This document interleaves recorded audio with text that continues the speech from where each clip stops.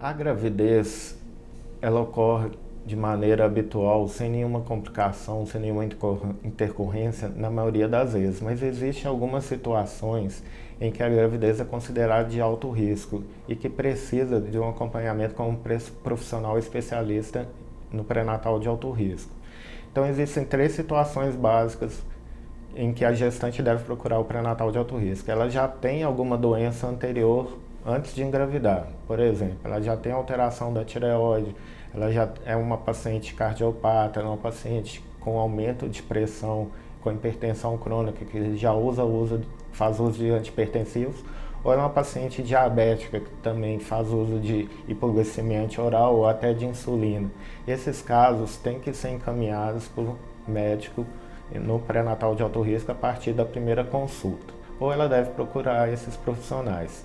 Existem algumas situações em que o diagnóstico, as alterações são feitas durante o pré-natal. Então a paciente está com o pré-natal correndo tudo bem e de repente começa com as complicações. Essas complicações que podem ocorrer principalmente é o aumento de pressão, que a gente chama de pré-eclâmpsia, ou hipertensão crônica, ou alteração nos níveis de glicemia, que é a diabetes gestacional. Então esses casos também são encaminhados para o médico especialista em pré-natal de alto risco, ela deve procurar esse profissional.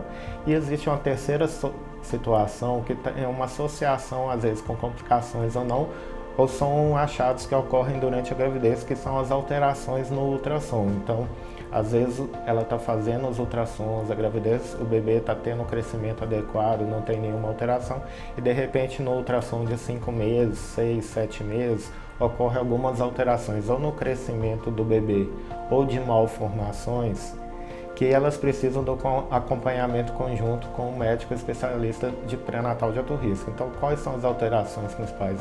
Uma restrição do crescimento fetal, que a gente chama de CIU, às vezes uma alteração na quantidade de líquido, aumento do líquido ou a diminuição do líquido, uma insuficiência placentária que leva a alteração no exame de Doppler, ou alguma malformação que precisa do acompanhamento conjunto, tanto do médico de medicina fetal quanto do médico de pré-natal de alto risco. Eles trabalham em conjunto. Então essas são as três principais situações. Ela já tem uma doença anterior e engravidou, as complicações ocorrem durante o pré-natal ou tem alguma alteração no pré-natal, principalmente no ultrassom, que necessita do acompanhamento do médico de alto risco. Então nesses casos ela deve procurar este profissional.